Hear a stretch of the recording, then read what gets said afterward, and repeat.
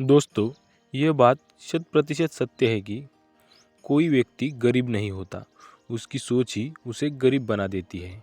क्योंकि जो इंसान जिस प्रकार या जितनी बड़ी सोच रखता है, उसे उतनी सफलता प्राप्त होती है। इंसानों की सोच में बस इतना सा ही फर्क होता है कि कोई व्यक्ति खुली आंखों से सपने देखता है, तो कोई व्यक्ति बंद आंखों से सपने देखता है।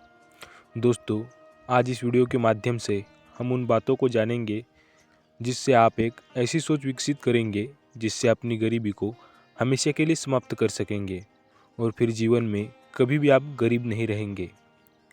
तो चलिए अब आपका ज़्यादा समय न लेते हुए वीडियो को शुरू करते हैं। दोस्तों, एक समय की बात है, एक गुरु और एक शिष्य साथ में कहीं जा रहे थे। चलते चलते वो एक बड़े से खेत के पास पहुँचे। उन दोनों को प्यास सताने लगी थी, तो उन्हें खेतों के बीचों बीच एक टूटा फूटा घर दिखाई देता है। अब गुरु और शिष्य दोनों लोग उस घर के पास पहुंच जाते हैं और उस घर के दरवाजे को खटखटाने लगते हैं। तो थोड़ी ही देर में दरवाज़ा खुलता है और अंदर से एक व्यक्ति निकलता है, जिसके साथ में उसकी पत्नी एवं 3 बच्चे भी आते हैं, जो बहुत ही फटे पुराने कपड़े पहन रखे थे। फिर गुरुजी उन लोगों से विनम्र आवाज़ में कहते हैं कि पानी मिलेगा। वह व्यक्ति अंदर से पानी लेकर आता है, जिससे गुरुजी एवं शिष्य अपनी प्यास मिटाते हैं।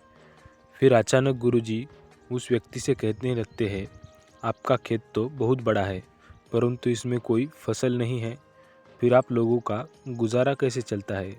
गुरुजी के ऐसे बातें सुनकर वह व्यक्ति कहता है, गुरुजी, हमारे पास एक भैंस है जो काफ़ी दूध देती है। वही दूध बेचकर कुछ पैसे मिलते हैं, जिससे हमारा गुजारा हो जाता है। इसी तरह बातों ही बातों में शाम हो जाती है। तो गुरु ने सोचा, आज की रात्रि हम यहीं रुक जाते हैं। इसके बाद गुरुजी उस व्यक्ति से रुकने की अनुमति मांगते हैं।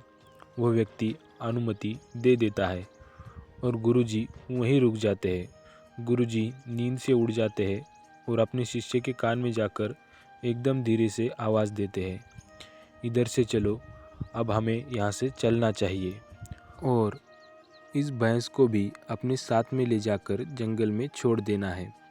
गुरुजी की ऐसी बातों को सुनकर थोड़े समय के लिए शिष्य को विश्वास नहीं हो रहा, क्योंकि यह वही गुरु है जो इतना ज्ञान दिया करते थे, परंतु आज पहली बार किसी के साथ गलत करने के लिए बोल रहे हैं। लेकिन शिष्य गुरु की बात को टाल भी नहीं सकता था।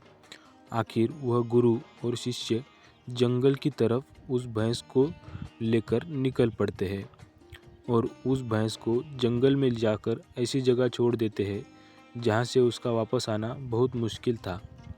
इसके बाद वह गुरु और शिष्य वहाँ से चले जाते हैं। 10 साल गुजर जाने के बाद शिष्य ही एक बड़ा गुरु बनता है। तो उसके मन में विचार आता है कि क्यों ना उस व्यक्ति से मिला जाए जिसकी भैंस जंगल में छोड़ दिया थी, और उसकी कुछ आर्थिक मदद भी कर देंगे ताकि उसकी आगे की ज़िंदगी खुशहाल हो सके। इसी विचार से वह निकल पड़ता है और कुछ ही समय में उस व्यक्ति के पास पहुंच गया। लेकिन वहां का दृश्य देखकर वह चकित हो जाता है, क्योंकि अब उसे खेत में बहुत से वृक्ष थे जिसमें बहुत सारे फल भी लगे थे और झोपड़ी की जगह एक विशाल घर था। यह सब देखकर वह शिष्य विचार में पड़ जाता है। भैंस के चले जाने के कारण वह व्यक्ति सब कुछ बेचकर यहाँ से चला गया होगा, और यही सोचते हुए वापस लौटने लगते हैं। तभी उसकी नज़र उस व्यक्ति पर पड़ती है, तो वो वहीं से उस व्यक्ति के पास जाकर कहते हैं, शायद आप हमें ना पहचानते हैं, लेकिन कई वर्षों पहले मैं आपसे मिला था। तब यह व्यक्ति कहता है, मैं आपको कैसे भूल सकता हूँ, आप तो उस दिन बिना बताए ही यहाँ से चले गए, और उसी दिन हमारी भैंस भी जाने कहाँ चली गई, जो आज तक नहीं लौटी। कुछ दिनों तक मैं बहुत परेशान रहा, कुछ समझ नहीं आ रहा था कि आप क्या करें, परंतु जीने के लिए कुछ ना कुछ काम करना भी ज़रूरी था। इसलिए मैंने लकड़ियों को काटकर बेचने का काम शुरू किया। जो भी मुझे पैसे मिले उससे मैंने अपने खेतों में खर्च करके फसल उगा लिया। फसल बहुत अच्छी हुई, जिसे मैंने फलों का एक बगीचा लगवा दिया, जिस बगीचे में बहुत अच्छे फल लगे और आज मैं शहर का फल बेचने वाला सबसे बड़ा व्यापारी हो गया। लेकिन ये सब कुछ कभी नहीं हो पाता अगर वो भैंस यहाँ से गई नहीं होती, क्योंकि उसी भैंस के कारण मैं कोई दूसरा कार्य नहीं करता था। उसके जाने के बाद मैंने कार्य का दूसरा रास्ता चुना जिससे मैं पैसा कमा सका। लेकिन आज मैं अपनी ज़िंदगी से बहुत खुश हूँ और शहर का सबसे बड़ा व्यापारी भी हूँ। यही बात सुनकर शिष्य कहता है, यह कार्य तुम पहले भी कर सकते थे। तब वह व्यक्ति बोला, कर तो सकता था, परंतु उस समय मेरी ज़िंदगी बिना मेहनत किए भी चल रही थी। इसी कारण मुझे कभी इस बात का एहसास ही नहीं हुआ कि मैं भी कभी दूसरों का काम कर सकता हूँ। यही कारण है कि मैंने कभी कोशिश नहीं की।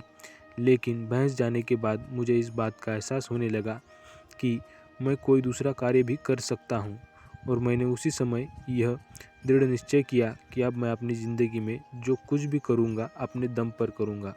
उसी संकल्प की वजह से आज इस मुकाम पर पहुँचा हूँ। दोस्तों, इस कहानी को सुनकर इस बात को सोचना चाहिए कि कहीं आपके भी जीवन में कोई रुकावट नहीं है, और अगर कोई रुकावट है तो उससे आगे बढ़ने का प्रयास कीजिए। जो आपके पास है उसे खोने का भय मत रखिए, क्योंकि आपके पास खोने को बहुत कम है, लेकिन कामयाबी के बाद पूरी दुनिया प्राप्त करना भी आपके पास है।